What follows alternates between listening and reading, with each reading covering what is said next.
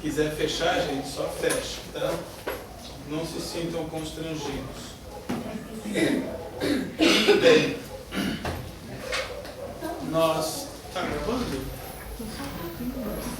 Nós tivemos uma sequência de aulas tratando de algumas regras básicas que envolvem tanto a condição humana quanto a condição do mundo. Como é que funciona a dinâmica do universo, né? E ela se manifesta através de leis que são eternas, são imutáveis. E são todas estruturadas dentro de preceitos altamente justos e misericordiosos. Não existe injustiça no mundo. Não existe o erro, o equívoco. Einstein dizia que Deus não joga dados no universo. E ele estava certo, não joga mesmo. Não existe uma coisa que acontece por acaso, pela sorte. Nas Escrituras está escrito que nenhuma folha cai de uma árvore sem que Deus saiba. Então isso mostra que existe realmente uma lógica, uma inteligência muito maior do que essa nossa inteligência animal, cerebral, de neocórtex. Uma inteligência que transcende a razão humana. Está muito acima disso. Organizando tudo. Organizando o mundo. E dentro de um princípio holográfico, aquilo que a gente encontra no pequeno, como dizia Hermes, né?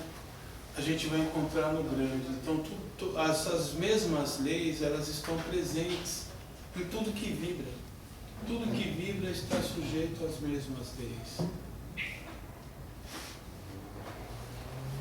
Então a gente teve aulas falando sobre isso e hoje a gente vai começar a estudar um pouco, mas entrar um pouco no assunto da psicopometria, que é a nossa terapêutica, que fala, é uma abordagem que trabalha os campos psíquicos, trabalhando os elementos que estão presentes dentro de cada um de nós. O ser humano é uma espécie de condomínio, gente. Por incrível que pareça. Cada pessoa é como se fosse um condomínio. Ali vão existir inúmeros moradores. Tudo bem, tem um síndico, tem aquele que está, mas tem um monte de gente morando ali. Então as decisões, elas normalmente são feitas sob influência de todas essas forças que estão dentro da gente.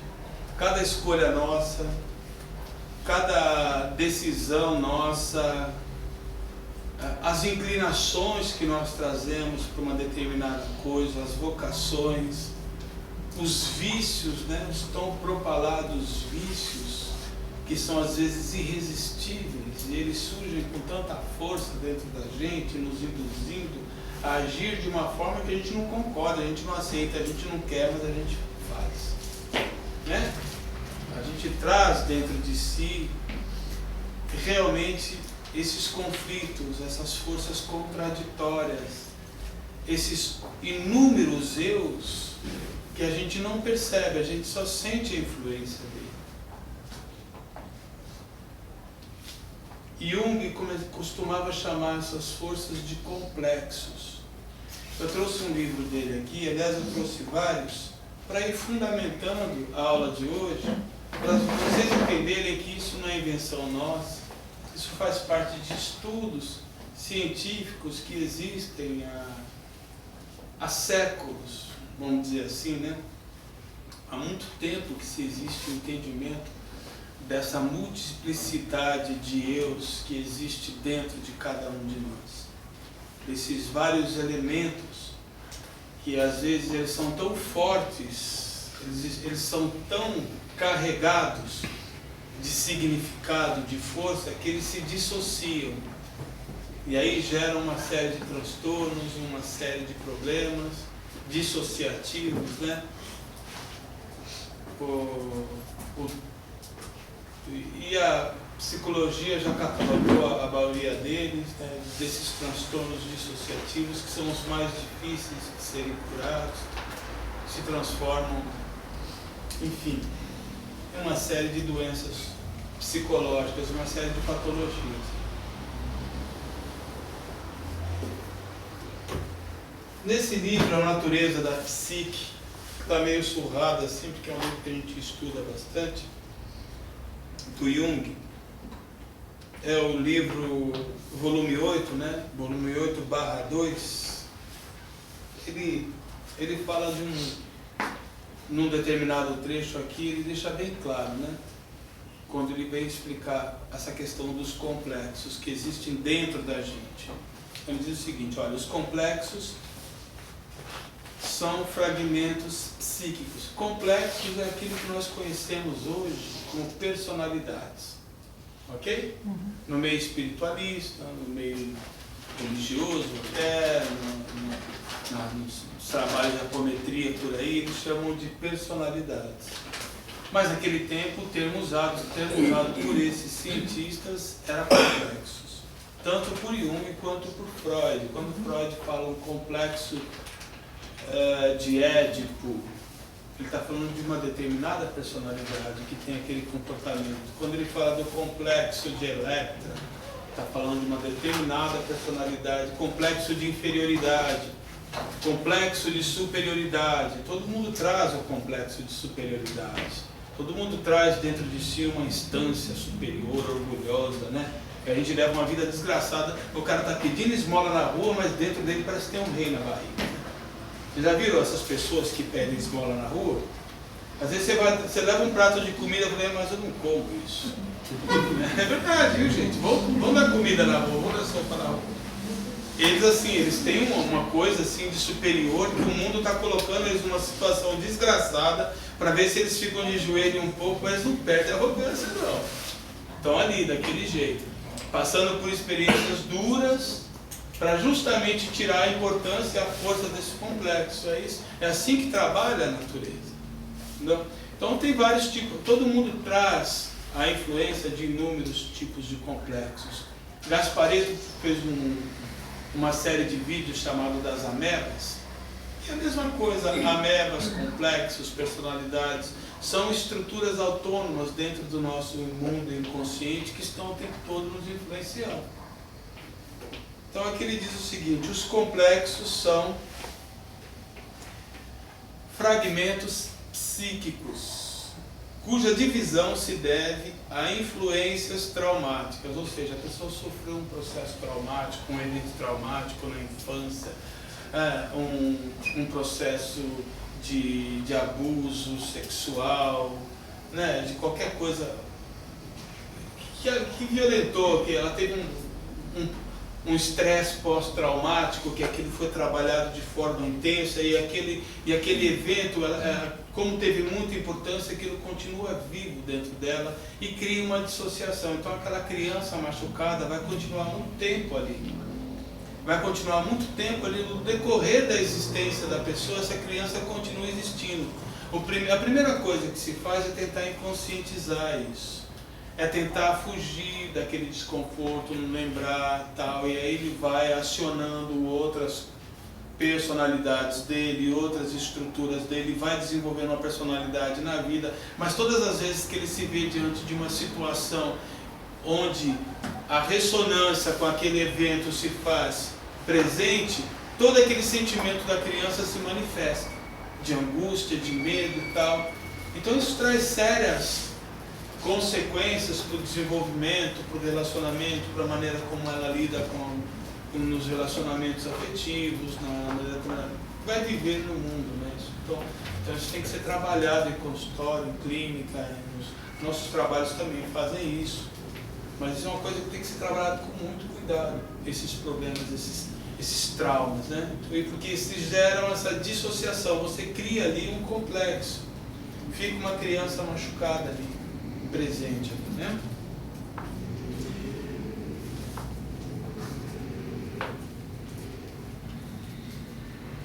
São fragmentos psíquicos cuja divisão se deve a influências traumáticas ou a tendências incompatíveis. Tendências incompatíveis, aí ele já deixou um entre parênteses, e Jung nunca falou em pré-existência de forma clara em outras vidas, embora fosse filho, por exemplo, a mãe dele fosse espírita. E uma prima dele era médium, e ele fez várias pesquisas com a mediunidade da prima, mas ele nunca deixou isso claro, né?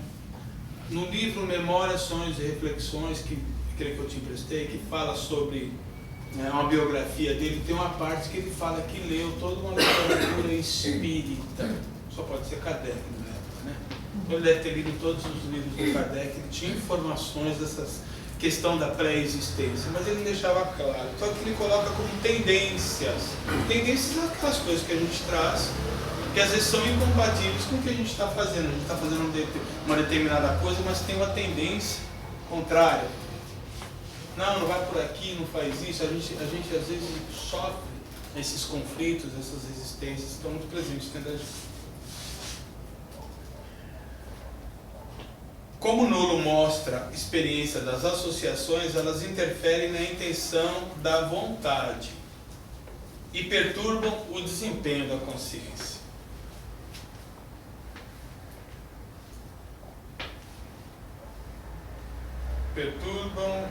Perdi aqui. Associação, aparecem e desaparecem. Olha que coisa curiosa. Essas alternâncias de personalidade é algo comum. É comum a gente, às vezes, alternar personalidades. Depois a gente vai se aprofundar nisso quando a gente falar de Leon Denis ali.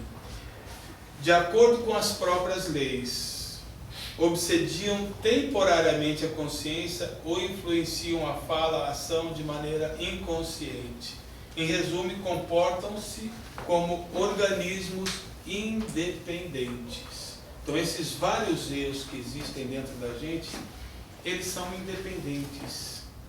Eles são partes do nosso ser, mas eles se creem autônomos e às vezes não percebem que esse ser que está aqui e eles são um só. Eles se veem separados, independentes. A gente percebe muito isso nos trabalhos, quando a gente começa um trabalho de captação psíquica e o médium começa a trazer esses erros diferentes e uns falam, não, eu não tenho nada a ver com essa pessoa que está aí. Aí você tem que mostrar que ele, essa pessoa e você são a mesma coisa, entendeu? Então, existe uma ligação, até ela entender isso, até ela perceber que existe uma energia, uma conexão energética e que um é parte do outro, que um é um desdobramento do outro. Então, as coisas começam a mudar e esses conflitos começam a perder força, né?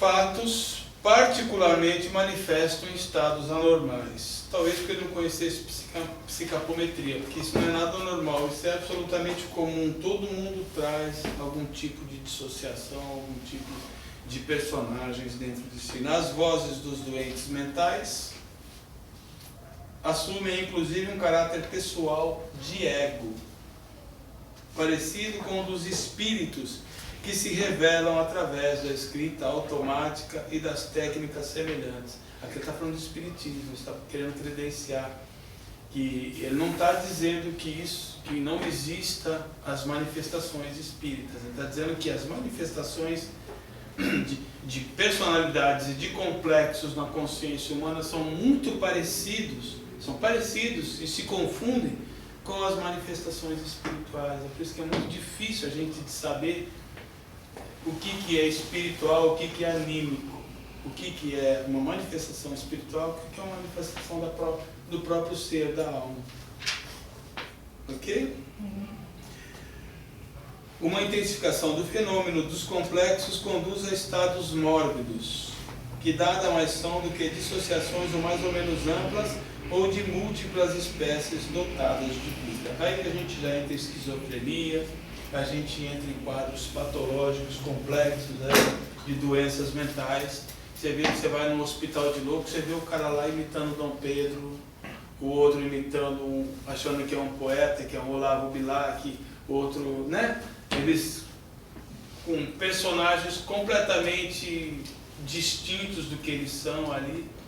a coisa evoluiu para um quadro mórbido mesmo. Então a persona que está ali é uma persona que já não é ele, né?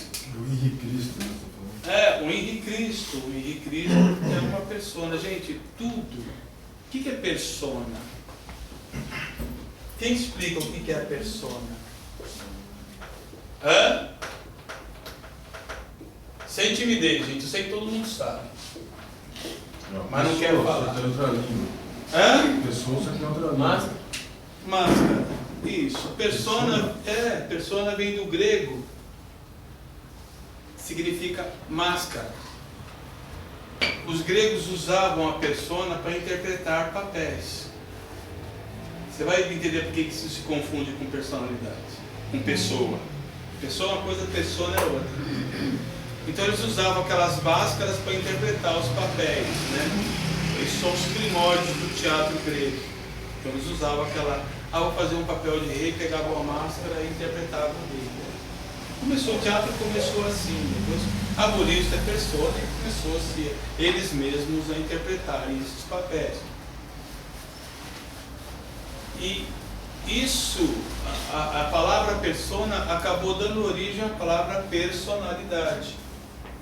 Que nós desenvolvemos uma personalidade. Nós desenvolvemos uma personalidade a cada existência nossa. Essa personalidade, a gente está tratando disso agora, ela sofre várias modificações e alternâncias ao longo da existência, mas existe a personalidade do Paulo, que passou a vida dando aula para um monte de gente legal, gente boa. Essa é a personalidade do Paulo, que é a personalidade da Cássia, que gostava de fotografia, do Felipe, que era baixista, do Caio, que era produtor musical, e assim por diante. Cada um desenvolveu um personagem. Está muito mais ligado a personagem. É como se nós...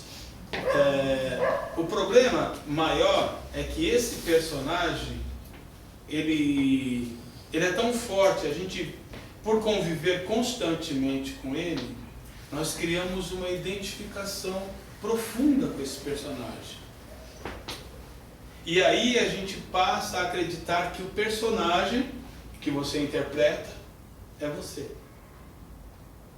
Percebe essa contaminação que existe? Aí você morre. O que sobrevive depois que você morre? O que vai ficar no astral lá? Perdido ainda, cheio de vida, envolvido com uma série de desejos, com uma carga afetiva enorme, com um monte de coisa para fazer, para resolver, com um monte de culpas e remorsos, com arrependimentos, com planos, com desejos. O que vai sobreviver? Esse personagem.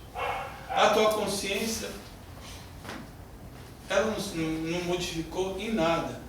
Ela existe, pré-existe, sobrevive, ela é eterna, ela já existia, ela continuará existindo, ela é única. É o personagem que tem que perder força. Percebe isso? Em tese, todos nós somos uma coisa só, uma consciência única. Mas nós estamos criando inúmeros personagens no astral, nesse mundo que a gente está projetando, que a gente está criando. E é eles que sofrem do lado de lá. Vocês querem dar o nome de espírito para isso? Tudo bem, o espiritismo chama de espírito. Nós temos um entendimento diferente. A ciência hoje, principalmente as tradições orientais, a própria ciência hoje, entende que isso não é o espírito. O espírito é essa consciência pura. Para uma criança, por exemplo, que está ali, a criança nasce, você dá o nome dele de Joaquim. Então você pega o Joaquim no colo, o Joaquim está ali. Tá, você é o Joaquim, ele está olhando para cima, ele não sabe o que é Joaquim ainda. Ele não sabe que ele é o Joaquim. Ele está ali olhando a mãe ama ele sente aquele amor, dá o peito, ele vai lá, ele mama, tal, mas ele não sabe que ele é Joaquim. Ele não sabe que ele é diferente da mãe, do peito, do leite, ele não sabe nada disso. É apenas uma consciência ali. Uma consciência que tal que ela vai desenvolver no trânsito de todo o processo dele, da experiência corporal, no trânsito encarnatório dele, na experiência dele no mundo, ele vai desenvolver um personagem. Um personagem que vai reunir todos esses elementos, todas essas experiências em torno desse centro, desse personagem, desse corpo, dessa mente, desse núcleo. Ali, portanto, vai ser desenvolvido o quê? Uma personalidade, uma máscara para viver nesse mundo. Percebe? Que isso na realidade não é a gente. Isso na realidade é um personagem. Um personagem com o qual nós temos que, com o passar do tempo, nos desidentificar. Porque hoje você é a Cássia, amanhã depois você é o João, é o Richard. Não importa onde você nasce, o que você está fazendo, você não é a mesma pessoa. Cadê a Cássia? Deixou de ser? Não. A Cássia foi só uma experiência. Não, a Cássia ela não é eterna. A Cássia não é... Não, mas ela vai... Dentro de você vai existir sempre a Cássia. A lembrança da Cássia, a memória da Cássia, ela vai estar presente. Só que se a Cássia passou por uma série de coisas ruins e sofridas, tudo que a Cássia viveu, hoje eu sou o Richard, estou morando lá nos Estados Unidos, né? Estou lá em São Francisco. Na França? Estou lá em São Francisco, hoje eu faço outra coisa, sou médico, não sou mais fotógrafo, estou lá. Mas a Cássia está dentro de mim. Por que ela está dentro de mim? Porque a Cássia tinha uma série de frustrações, de coisas mal resolvidas, de coisas com as quais ela se apegou, de coisas com as quais elementos afetivos mantêm ela viva dentro de mim. Então, hoje eu sou o Richard médico sendo influenciado por esses medos que vêm de onde? Da maldita da Cássia. Eu não tenho nada a ver com o que aconteceu com ela, mas estou lá, tendo que carregar esse BO comigo. Então qual é o trabalho? O trabalho é tirar a carga afetiva. Esse livro que eu falei para vocês, A Natureza da Psique, explica o que são os complexos. E agora eu vou falar da carga afetiva. É um outro livro do Jung também, vale a pena ler, é rapidinho. Chama-se Aion, Estudo sobre o Simbolismo do Si Mesmo, onde ele diz o seguinte, olha só. O valor afetivo, eu estou falando de valor, a Cássia para o Dr. Richard lá, o Dr. Richard. Por que a Cássia? Porque tem um valor afetivo. O que é o valor afetivo?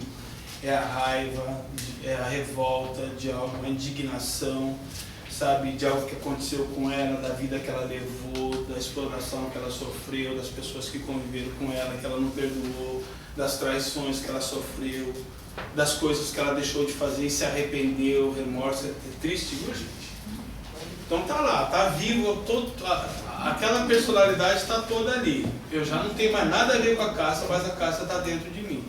Então vamos ler. Por que ela está dentro de mim? Por causa desse valor afetivo, da importância das coisas mal resolvidas que existiram dentro dela. Então ele diz o seguinte, olha, o valor afetivo constitui um critério sumamente importante, sem o qual a psicologia não é possível. Porque ele que determina, em larga medida, o papel que o conteúdo acentuado desempenhará na economia da psique, ou seja, a vida do Dr. Richard vai sofrer a influência de toda a carga afetiva que existe dentro dele dos personagens, não só da Cássia, mas de quem viveu antes da Cássia, de quem viveu antes de quem viveu antes da Cássia, assim por diante.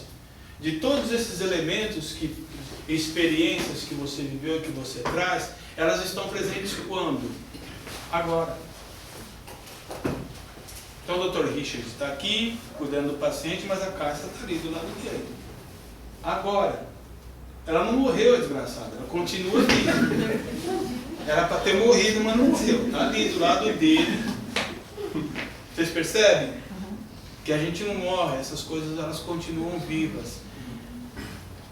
E não existe a morte. Existe, sim, o decaimento energético, o decaimento natural dessa carga afetiva.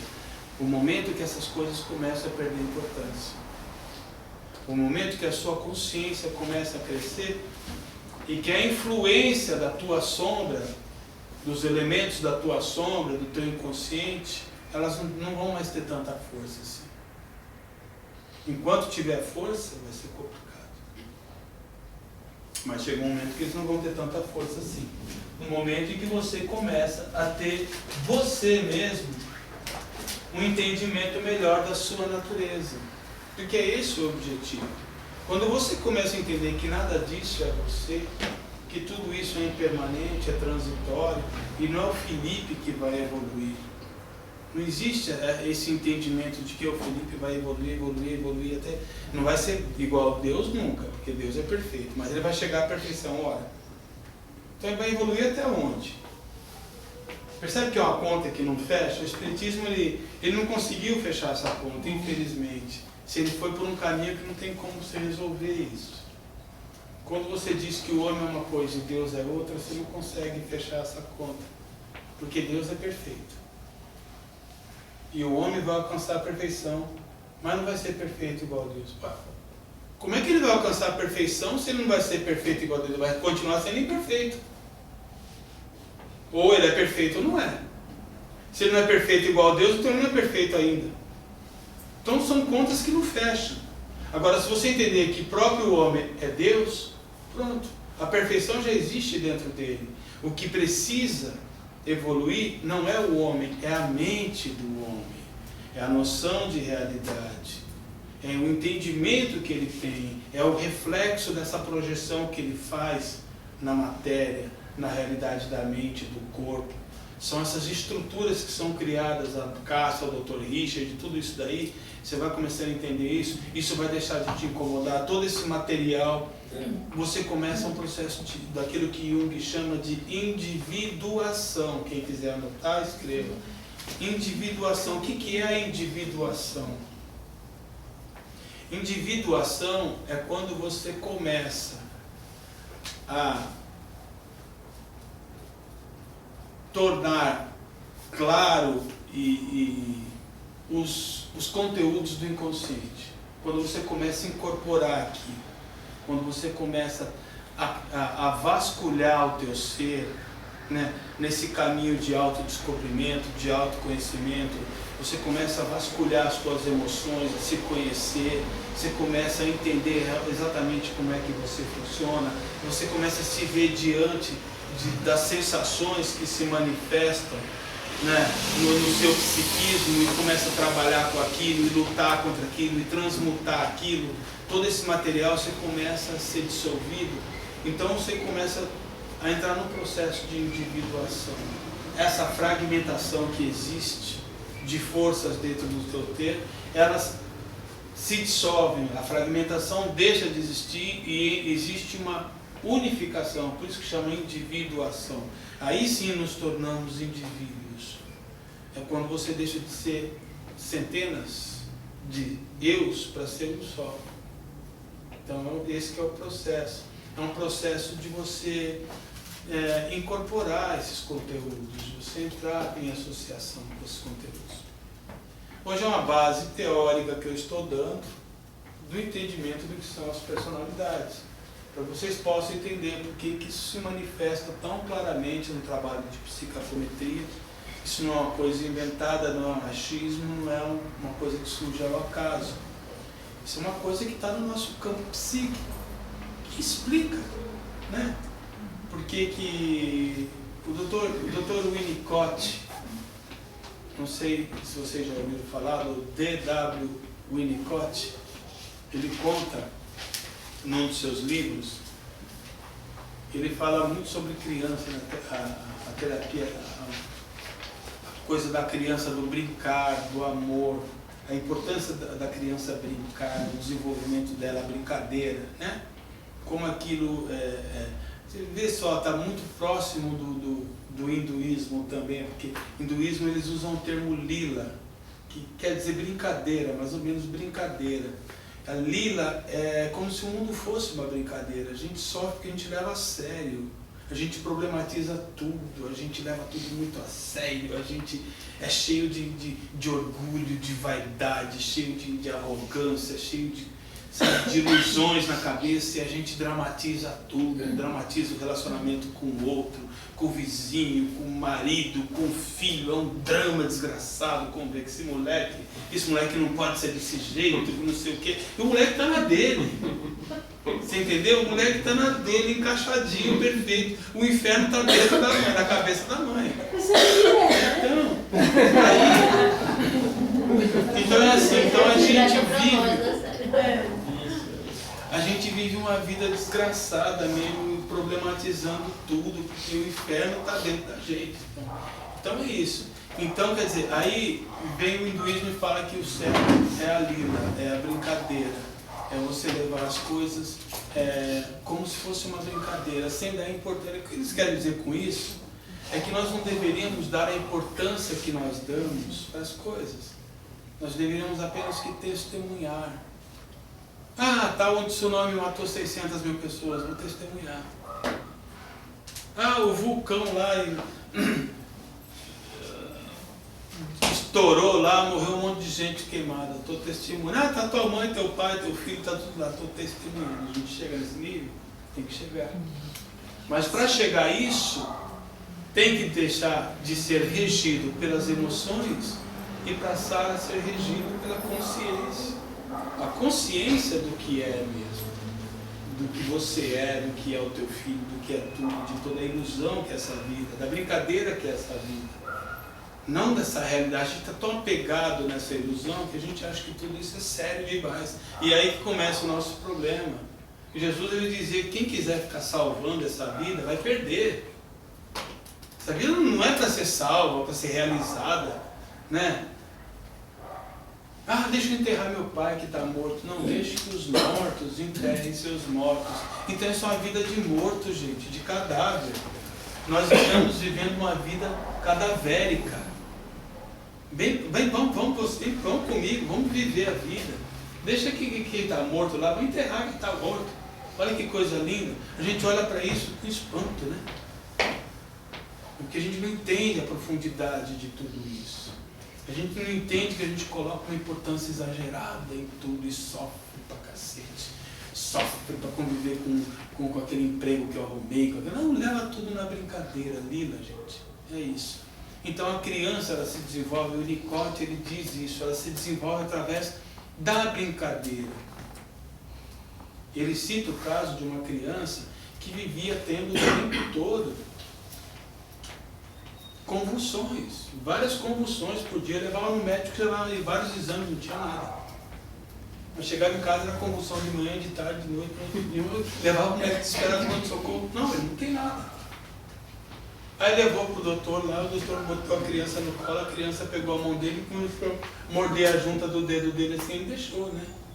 Aí deixou, ele mordeu, foi se acalmando, olhou para a mão do moleque, tinha luva aqui, tinha luva no pé, tinha o moleque todo cheio de coisa, ele arrancou toda aquela roupa, arrancou as luvinhas, o moleque já metia o pé na boca, a mão na boca, não sei o que. Ele vivia num processo de ansiedade muito grande, de querer se descobrir, se sentir e não conseguia. Entendeu?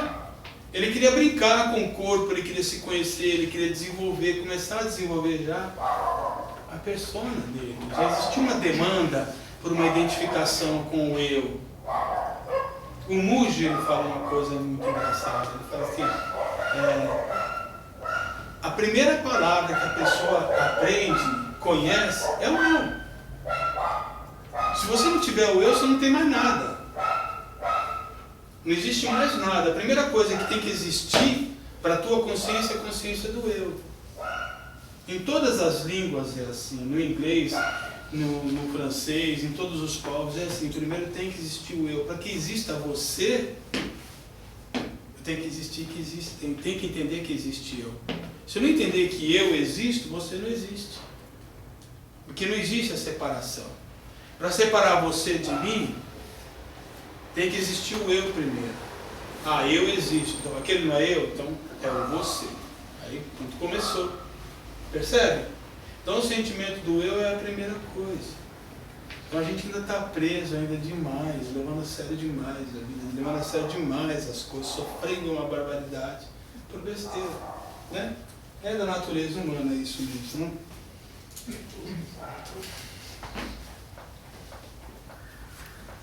Esse aqui é um contemporâneo do Kardec, né? Leon Denis. Esse livro aqui, O Problema do Ser, do Destino e da Dor, eu recomendo. Gente, são livros de estudo, tá? Aqui não tem nenhum romance espírita, não tem nenhum Robson Pinheiro da vida, não tem nenhum cheio de imagens e... não, historinhas não, que é estudo. São livros técnicos feitos por cientistas, que pra gente vale a pena, quem quer se aprofundar, buscar também o convívio com esses livros, que são livros de estudo, tá? Olha aqui ele dizendo uma coisa bastante interessante, ó. Falando também sobre as personalidades. A gente está falando de um livro que foi escrito em 1800 e pouco, viu, gente? Foi no século XIX esse livro. Um livro, portanto, muito antes dos conhecimentos introduzidos por Jung, por Freud, por toda a psicologia transpessoal, a psicologia humanista, por todos os avanços do entendimento do aparelho psíquico, por todas as experiências feitas em laboratórios, em clínicas, enfim. Ele já se falava sobre isso, sobre essa questão das personalidades que existe dentro do ser humano. Olha só. No seu conjunto, estes fenômenos demonstram uma coisa. Os fenômenos internos de cada um, né? Que abaixo do nível da consciência normal, nós temos o nível da nossa consciência normal, né, Ido? Eu estou lá, eu estou vendo o Ido ali, beleza, no espelho, aquele gordinho da sexy, está lá. Beleza? Então, abaixo do nível do Ido, vamos lá. Abaixo do nível da consciência normal, fora da personalidade comum, existem em nós planos de consciência, camadas ou zonas dispostas de tal maneira que em certas condições se podem observar alternações nesses planos, ou seja, existe uma alternância. Isso pode ser verificado, já percebiam isso? Essas alternâncias de personalidade, de manhã ser de um jeito, às vezes as personalidades, gente, elas se alternam ao longo da vida. Você não tem a mesma personalidade quando você tem 7 anos e quando você tem 80. Você passou por sucessivas mudanças de personalidade. Por incrível que pareça, você foi regido, esteve sob influência de inúmeras personalidades diferentes. Tem uma época que você é mais corajoso, tem uma época que você é mais medroso, tem uma época que você tem mais motivação para trabalhar, para fazer as coisas, tem uma época que você está desmotivado, tem uma época que você é mais extrovertido, tem uma época que você é mais introvertido. Então você está sempre sob regência de alguma personalidade. Você vai alternando e não percebe. Essa alternância a gente não percebe. Porque todo esse material psíquico já está dentro da gente. Todo esse material psíquico está lá o doutor, daqui a pouco ele é o doutor Richard, mas daqui a pouco ele está agindo como a Cássia, sem perceber. Entendeu? Então ele passa um longo período envolvido, daqui a pouco a Cássia desaparece, porque uma outra personalidade está influenciando ele, e assim por diante. Vê-se então emergirem e manifestarem durante um certo tempo atributos, faculdades que pertencem a essa consciência profunda que surgiu, mas que não tardam a desaparecer para volverem ao seu lugar e tornarem a mergulhar na sombra e na inação do inconsciente. Bom, aqui já é a visão dele. Eu digo para vocês que hoje as nossas experiências, a nossa prática terapêutica não é bem assim. Essas coisas elas não entram nessa inação nunca, não desaparecem, elas perdem sim influência quando... É como assim, você tem coisas para resolver dentro de você, o que tem coisas para resolver dentro de você, num determinado momento da sua vida, vai se manifestar para que essas coisas se resolvam. Acabou. Você vai encontrar as pessoas que estão ligadas a esse problema. Se você, numa vida passada, foi um padre, e esse padre foi expulso da ordem, foi humilhado, então se nessa vida agora, você encontrar as pessoas que te humilharam, te expulsaram da ordem, por calúnia, por alguma difamação, tá lá, em uma outra situação, o padre volta agora para lidar com eles. Percebe? Vocês percebem que todos esses elementos eles continuam assim à espreita, esperando a condição adequada para que eles possam emergir por quê? Porque o objetivo é tirar a carga afetiva, a importância desses personagens que estão presentes, pesando dentro do inconsciente. Então a vida ela trata de forma inteligente de criar os meios de fazer com que todo esse material possa emergir. Vocês estão entendendo? Está complicado. Pode falar. É por isso que tem vezes que a gente olha para a casa de uma pessoa e fala assim, pô, não fui para a casa daquela pessoa. Exatamente. Tirou a pergunta da minha. Exatamente. Você não foi porque você está sob a influência exatamente dessa personalidade que tem problema com ele, que está ligado a essa personalidade. Se você estivesse numa outra situação, provavelmente o universo não ia te colocar essa pessoa no teu caminho agora. Porque você estava tratando uma outra situação, um outro conteúdo, outros elementos do teu ser. Vocês estão percebendo que é uma coisa muito lógica, muito linda e muito perfeita, que é essa dinâmica que envolve a vida mental, o aparelho psíquico, o inconsciente, o nosso histórico. Se nós não introduzirmos, se a gente não expandir a nossa consciência além do tempo e do espaço, a gente não consegue compreender essas coisas.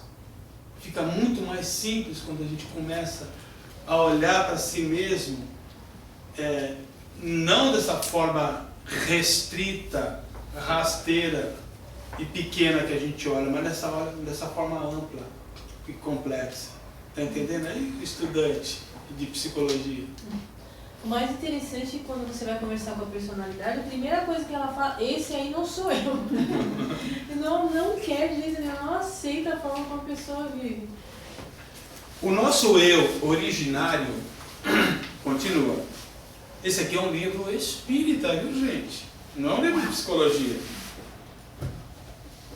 A apometria começou a se falar em apometria na década de 70. Isso aqui é 100 anos antes. 100 anos antes foi escrito. Olha só, o nosso eu ordinário, ou seja, o nosso eu comum, né?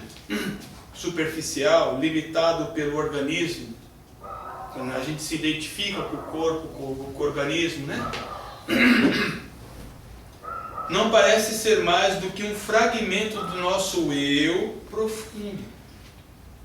Nós somos apenas um fragmento do nosso eu profundo.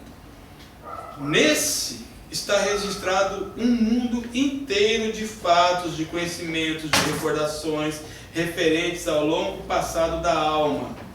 Durante a vida normal, todas essas reservas permanecem latentes, como eu estava dizendo para vocês, como que em estado sonambúlico. O apelo da vontade e a sugestão as mobilizam e elas entram em ação e produzem os estranhos fenômenos que a psicologia oficial comprova sem os poder explicar. Nessa época, a psicologia não explicava isso, já não explicava isso. Hoje, alguns setores da psicologia explicam e a grande maioria não concorda, porque a visão oficial da psicologia ainda é organicista, ainda é materialista, ainda está, porque ela não quer, ela quer ter o respeito dos anais científicos, da visão cartesiana, científica, organicista, materialista. Então ela não vai entrar nessa questão de vidas passadas, não vai aceitar isso. Então alguns setores saem. A psicologia transpessoal, quem quiser, você vai fazer uma faculdade de psicologia, você não vai ouvir falar de nada disso. Você vai ter que fazer uma pós depois, transpessoal, tal, para entrar dentro dessa área, para começar a se aprofundar nisso, que é o caminho que todo mundo faz, né?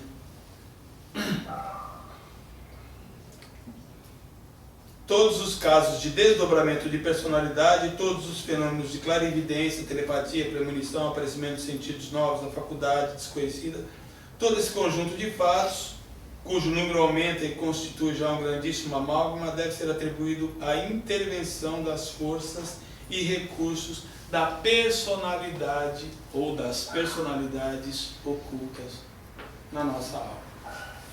Ok? 1870. Pergunta, gente?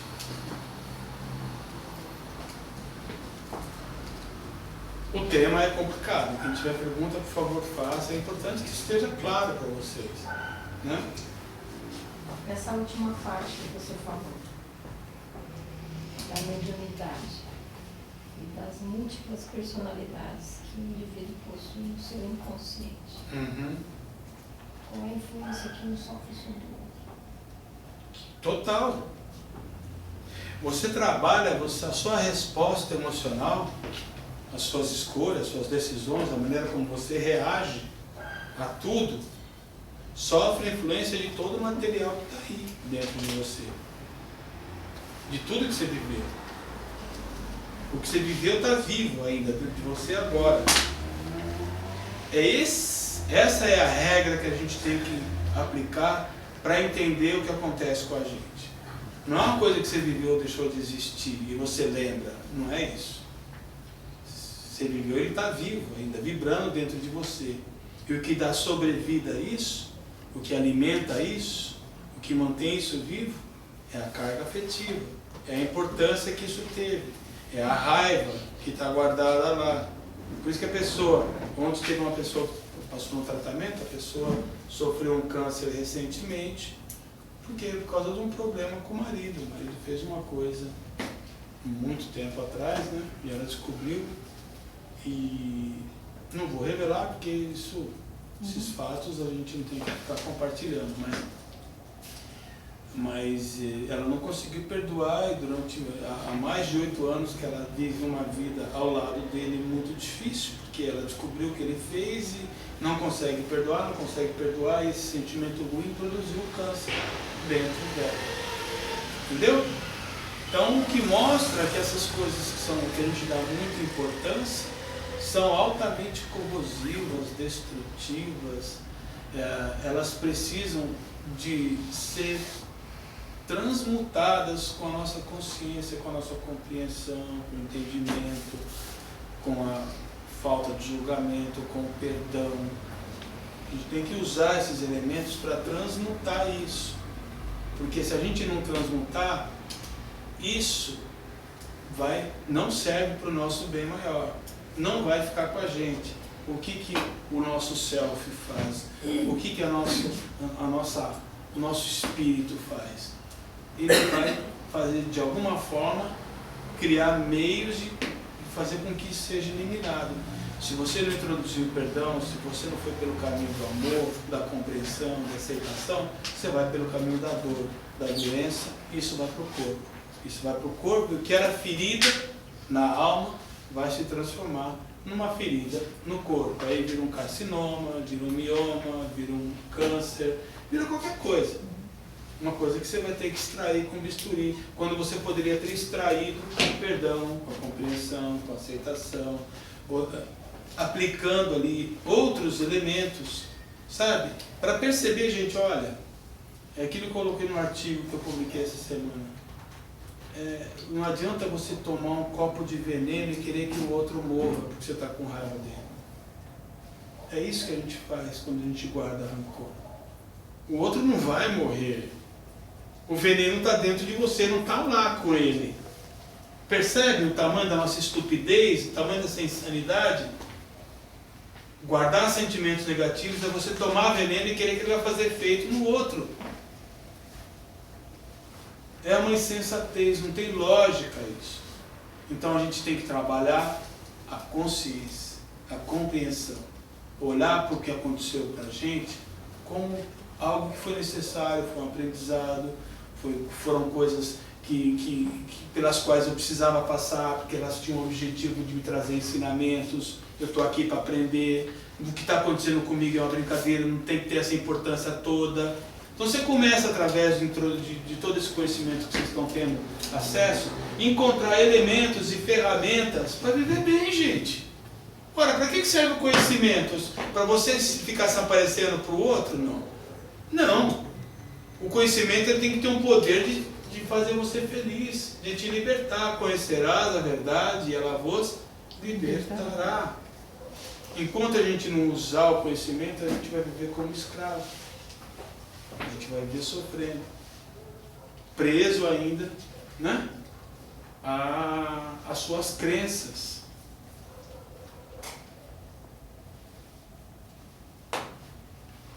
Sim. Só, de repente, em cima da pergunta dele e em cima da pergunta dela. Isso tem a ver também com o lance, de repente, da gente ter aquele déjà vu, que você foi num lugar, ou já vim aqui, ou já conheço a pessoa, ou já tive. De repente, essas personalidades que estão com você, acessam isso também, ou te conheço de algum lugar, sei lá, acontece muito. entendeu? Ou assim, já te vi, ou eu tive uma pessoa que eu fui, nunca tinha ido em uma cidade chamada Biritiba Mirim. Eu fui e com um padrinho de Crisma, tinha falecido já há muito tempo atrás, sei lá, tinha 15, 16 anos, fui. A hora que eu cheguei no lugar, eu andei o sítio dele inteiro, conhecia assim, inteiro. Eu falei, poxa, o senhor já vinha aqui. E você sentiu que já tinha passado assim, ali.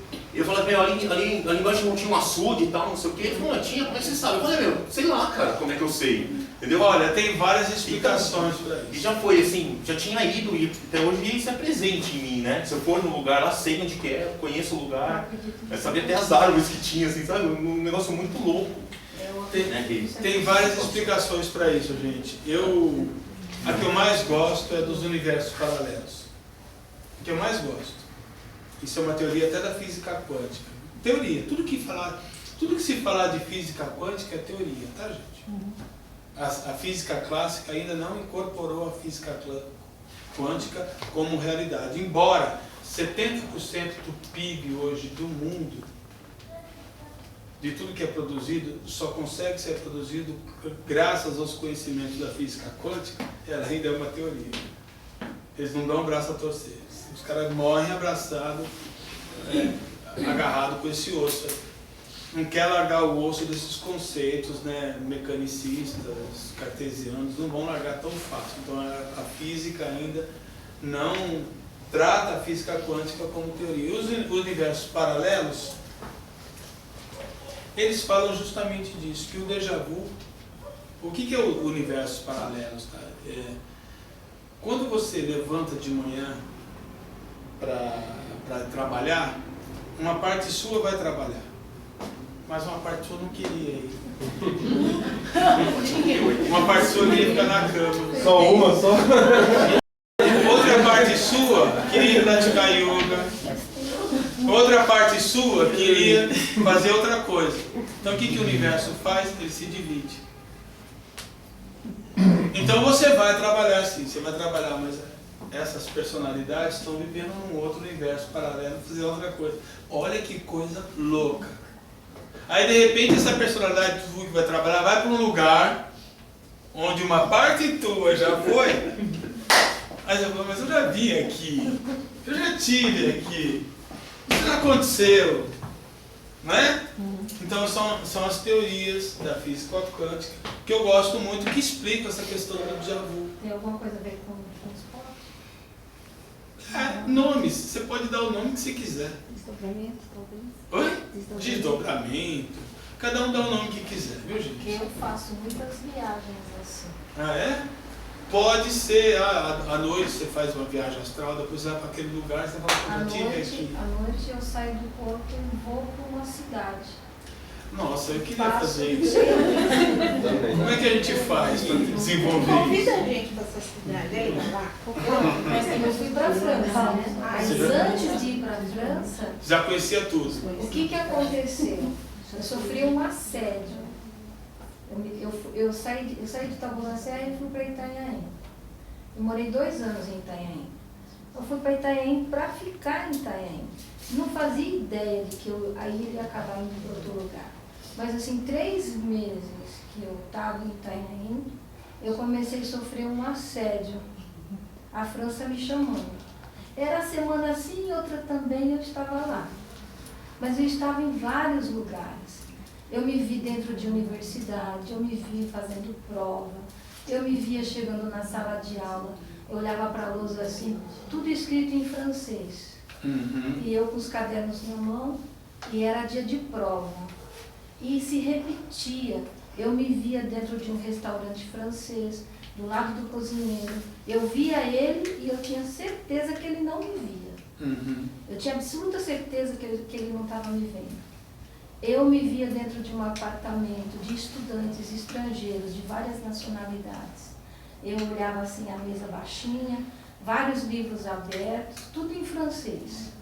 Eles falavam em francês e eu me via no canto da sala de braços cruzados assim.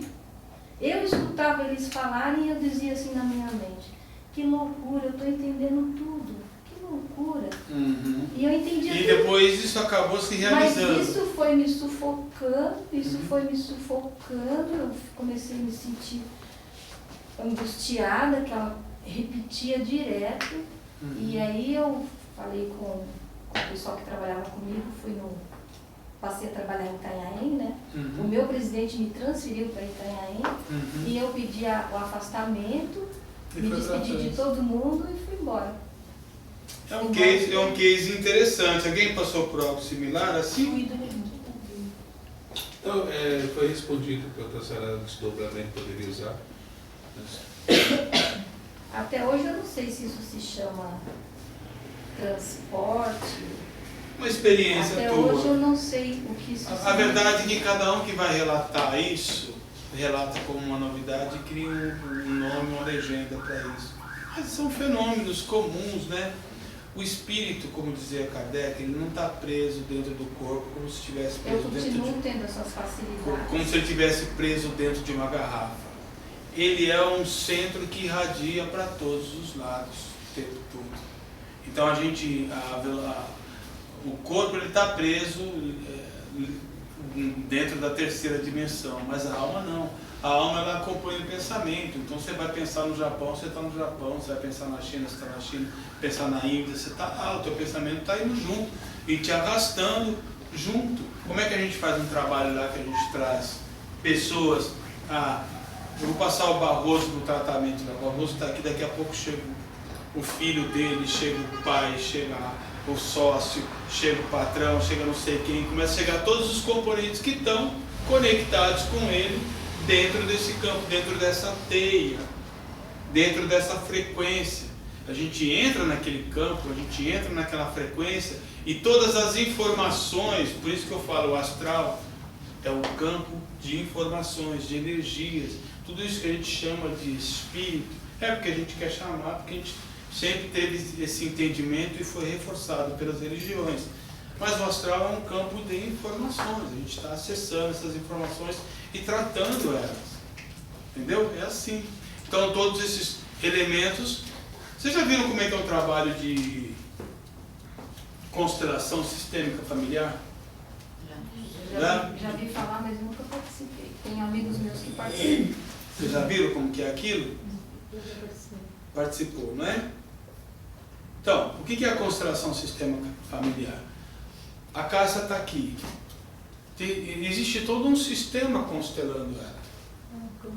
Um campo, exatamente. Então está aqui a caça, mas está nesse campo, está o pai dela, está a mãe, está o avô, está o tataravô.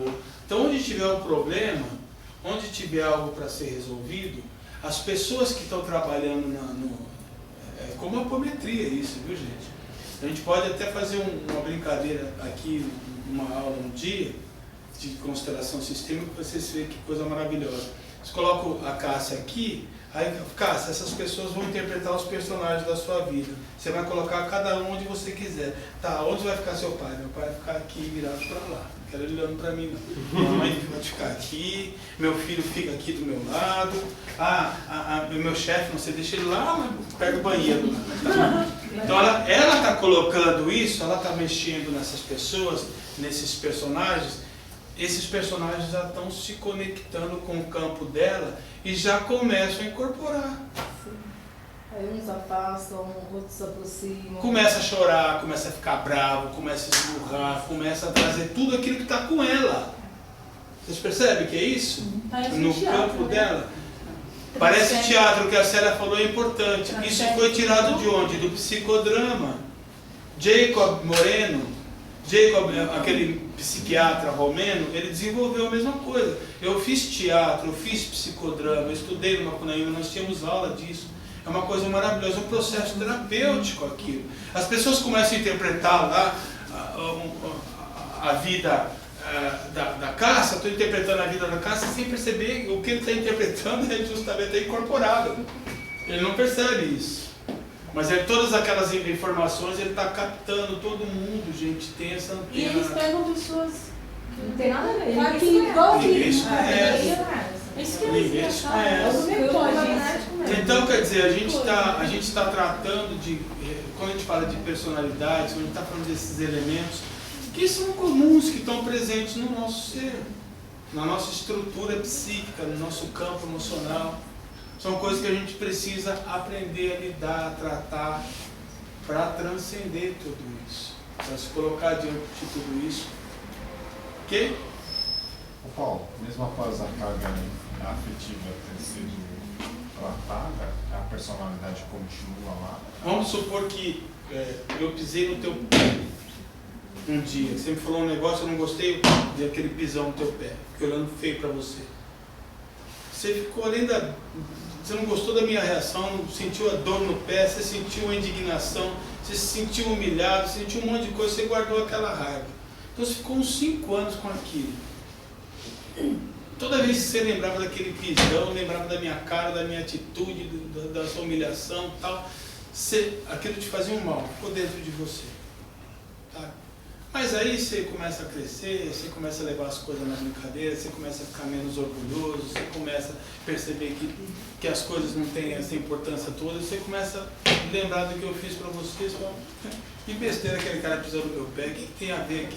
Me pisou igual um bobo, né? Aquilo para de te incomodar. A lembrança continua existindo, só que ela não tem a carga afetiva. O que é a carga afetiva? É a raiva que você sentia antes, você não sente agora. Entendeu?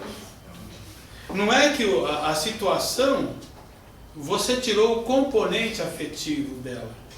Você depositou dentro dela uma série de combustíveis emocionais e você mesmo foi esgotando isso. Aquilo foi perdendo importância. Então as coisas elas não deixam de existir. Perdoar, gente, não é esquecer. Ninguém esquece. É compreender. Não, perdoar é mudar o significado. Só. Não é compreender? Não é desenvolver a compreensão? Sim, você desenvolve a compreensão, pode ser. Você desenvolve a compreensão, aquilo vai ter um outro significado para você, não vai ser um significado que te incomoda mais. A compreensão que você tem sobre aquilo é outra. Ah, tá, meu filho fez o que fez, eu não perdoei, depois você fala, mas ele era moleque, tal, os moleques são assim, você começa a entender como é que é a natureza humana. Encontrar uma razão por isso. Você começa dar um valor diferente. Você começa a dar valor diferente para as coisas começam a perder força dentro de você. Então, o que incomoda a gente, o que desequilibra a gente é o valor afetivo de todo esse material. Por isso que eu trouxe os livros do Jung, para vocês perceberem que ele já tratava essas questões, ele falava desse componente afetivo na nossa memória, colocando tanta intensidade na memória que aquele personagem que viveu aquilo, ele tem tanto combustível, tem tanta força que ele se vê às vezes dissociado e autônomo. É como se você tivesse dividido vários eus dentro de você com autonomia. Isso, se a coisa é muito intensa, isso pode conduzir até um processo de esquizofrenia, de transtorno dissociativo de personalidade e uma série de transtornos que existem por aí. O borderline, quem já ouviu falar do borderline? Borderline também é um transtorno desse, de dissociação profunda, de você mudar completamente o seu comportamento, e você tem um comportamento X, você muda para o Y, do nada, como se você tinha uma pessoa ali, ela mudou completamente. Eu não dou exemplo, por exemplo, da mãe que tem medo de tudo, não consegue colocar a cara para fora de casa, tem medo do mundo, vive ali trancada. Mas se falar que o filho dela está 2 horas na favela, das 2 horas da madrugada, no meio da favela, ela vai lá. Ela abre a porta, escancara e deixa pro vai embora. Eu vou lá buscar esse moleque. Onde ela tirou essa coragem? Onde estava essa coragem? Alguém colocou essa coragem ali? Não, está lá dentro, só que ela não aciona. Mas no momento limítrofe, isso acaba sendo acionado. Então, às vezes, o universo coloca dentro da pessoa, a pessoa diante de situações, para que ela, em ressonância com essa situação, possa emergir todo esse material que está no inconsciente dela, porque esse material precisa ser tratado, ressignificado, processado. Ela precisa olhar para tudo isso, ela precisa expressar tudo isso, precisa do processo de catarse, sabe? A panela de pressão, às vezes você tem que levantar a válvula para sair aquela coisa. Então o universo ele trabalha dessa forma, criando os meios para você colocar para fora tudo aquilo que você reprimiu, tudo aquilo que você inconscientizou, tudo aquilo que você recalcou, tudo aquilo que você sublimou. Então são vários termos técnicos, psicológicos usados para dizer a mesma coisa. Aquilo que você não quis olhar, aquilo que você negou, não é porque você negou que ele deixa de existir. Não é porque eu vou negar, que eu nego que o Caio é meu filho, que ele vai deixar de ser meu filho. Ele vai continuar sendo meu filho, vai continuar existindo. Eu nego completamente. O que ele fez, não tem perdão, eu nego, mas ele continua existindo. E um dia o universo vai continuar me trazendo de volta. Por isso que às vezes a gente se reencontra com pessoas. Por isso que Jesus dizia, antes de colocar a tua oferta no altar, olhe para trás e veja se não tem ninguém que tenha algo contra você. Se tiver, não coloque a sua oferta. Volta, reconcilia-te com teu irmão, resolve o que você tem que resolver, depois vem e coloca a tua oferta no altar. O que é isso? Reencarnação. Tem algo mais claro do que isso? Como é que os católicos podem negar, os evangélicos podem negar a reencarnação? Se ele já está falando, volta e reconcilia-te. Paulo, sim. Isso, não sei se eu vou saber até questionar sobre isso, mas o karma, esse karma que a gente fala tanto de karma, ele está relacionado exatamente a isso daí, essa necessidade. Karma é todo esse material que tem dentro de você, com o qual você vai ter que lidar. Então tem várias formas de lidar com o karma: fugindo ou encarando. Jung diz uma coisa muito interessante, ele diz que o homem tem que aprender a lidar com o sofrimento. O sofrimento, os orientais fingem que não existe, e os ocidentais tomam remédio para não olhar. Então, quer dizer, tem que viver, sentir o sofrimento, deixar que ele se expresse, suportar para que ele dê a mensagem dele e ele desapareça. É isso que ele fala. Inclusive no primeiro livro que eu escrevi, eu falei sobre esse tema, não vou saber, não vou achar agora. Então é isso. O sofrimento, ele é o maior aliado do ser humano. Nietzsche ele diz o seguinte: aqueles que eu amo, que eu quero bem, eu desejo a eles muito sofrimento, maus tratos. Eu desejo que eles sofram, que eles passem por humilhações. Os que eu amo, aqueles que têm importância. Não, os que eu odeio não querem que seja feliz. Ele quer que aconteça nada. Por que ele falava isso? As pessoas... Nietzsche é um louco, não é que ele é louco. Ele é uma visão correta. Ele percebe que o sofrimento ele ajuda no desenvolvimento, na construção, no crescimento, no avanço, no progresso, no desenvolvimento da tua visão, da tua consciência. Então, quando a gente passa...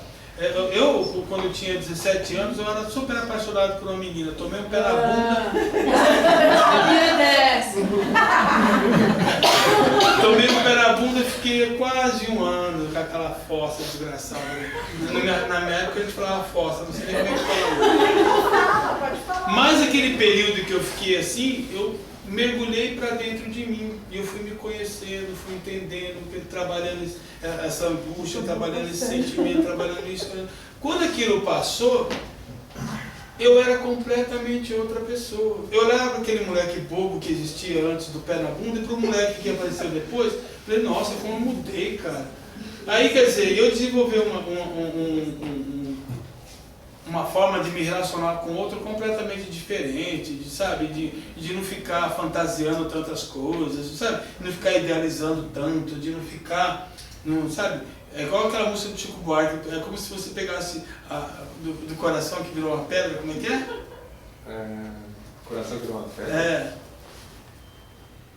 Hoje eu tenho apenas uma pedra no meu peito, fica daquele jeito. Hoje eu tenho apenas uma pedra no meu peito. Exijo respeito, que eu não sou mais um sonhador. Chego a mudar de calçada quando aparece uma flor e dou risada do grande amor. Mentira.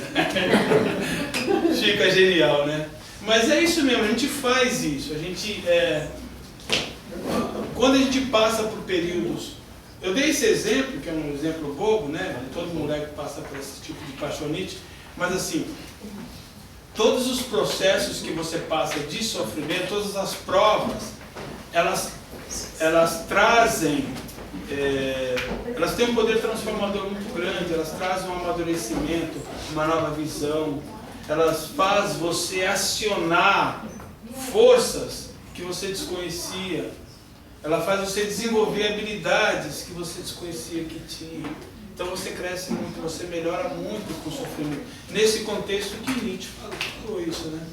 Desejo, humilhação, maus tratos, um profundo desprezo por si mesmo, sabe? Que você seja, enfim, todo tipo de desgraça. Não é porque o sofrimento, mas para quê? Exatamente, para quê? Porque ele entende o bem que aquilo vai fazer para ele. Entendeu? Ele entende o tanto que Nietzsche sofreu para burro. Teve uma vida miserável, coitado. Ele pegou, muito jovem, pegou uma doença, né? E que durante 30 anos ele não conseguiu se curar dessa doença. Então ele vivia procurando lugares onde tinha um ar mais puro, mais fresco para viver. Sofreu muito. Sem dizer que a vida amorosa dele foi um desastre. Né? Ele era feio de baixo. Não, a mulher dava bola para ele. Por que Nietzsche chora? Hã?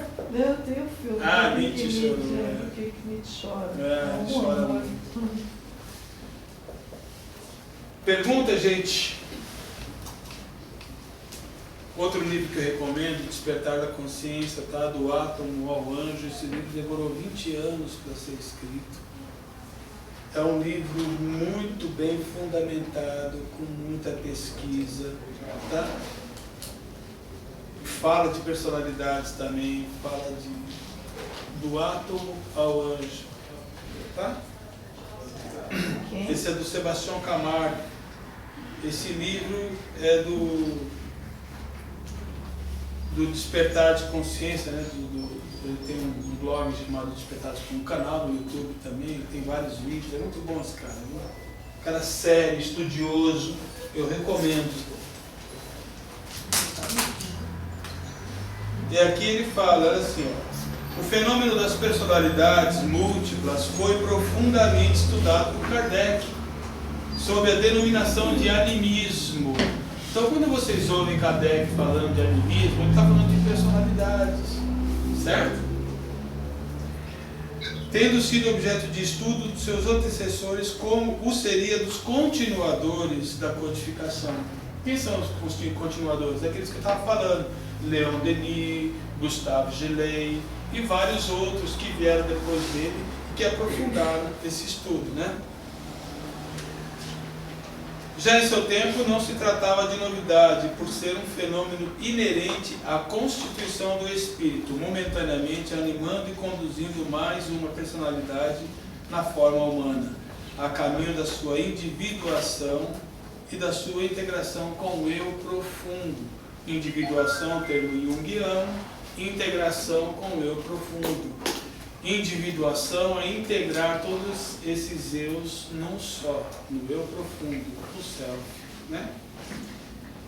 A vida consciente, isso aqui é um trecho do livro do Gustave Geley que ele cita, né? A vida consciente do indivíduo é etapa por etapa constituída de estados psíquicos mais ou menos diferentes e independentes um dos outros, mas sempre suficientemente diferentes e independentes para representar personalidades distintas e autônomas. Ou seja, durante a vida a gente vai alternando, mudando a nossa visão, porque nós vamos alternando várias personalidades, vários personagens vão participando dessa experiência no corpo. A gente não é sempre o mesmo. Então, às vezes a gente fica meses de um jeito, depois anos de um outro jeito, depois dias do outro jeito, e assim por diante. Depende da situação, depende do material que precisa ser tratado, processado, reelaborado. Tudo isso existe uma mecânica universal trabalhando sobre você para que tudo isso funcione. Então, que coisa curiosa. Nada cai, nenhuma folha cai da árvore sem que a gente saiba, né? As personalidades podem ser totalmente diferentes do ponto de vista do caráter geral, das faculdades e dos conhecimentos, muito embora apresentem com frequência um certo número de ideias gerais em comum. Cada uma ignora a outra. Olha que coisa curiosa. Completa ou incompletamente. Às vezes incompletamente. Elas percebem sim que são o mesmo ser, mas às vezes completamente ignoram completamente umas às outras. Ok? Podendo nada saber de tudo o que se sucedeu fora de suas fases de manifestação, mas quanto às suas próprias etapas, delas recordam-se inteiramente, mesmo que separadas por longos intervalos. Às vezes uma, e somente uma das personalidades sucessivas mantém a consciência e a lembrança dos diferentes estados. Às vezes você não sabe o que aconteceu quando você tinha 7 anos de idade, né? Quem lembra? Lembra uma coisinha ou outra, né? A maioria das coisas a gente esquece. Por que esquece? Porque era uma outra personalidade naquela fase. Não é mais essa que está hoje. Era uma outra personalidade na adolescência, não é mais essa que é hoje. Então essa que é hoje já não tem tanta intimidade com aquilo, porque não foi ela que viveu aquilo.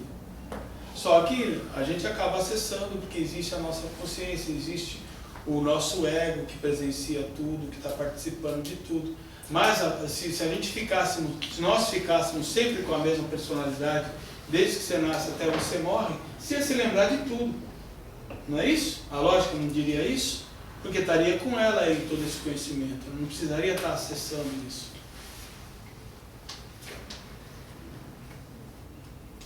Ok?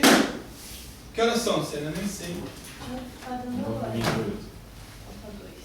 Falta 2 minutos. Quem tem pergunta? A última pergunta do dia.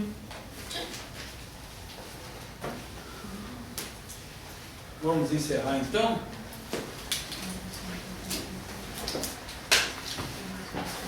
Namastê.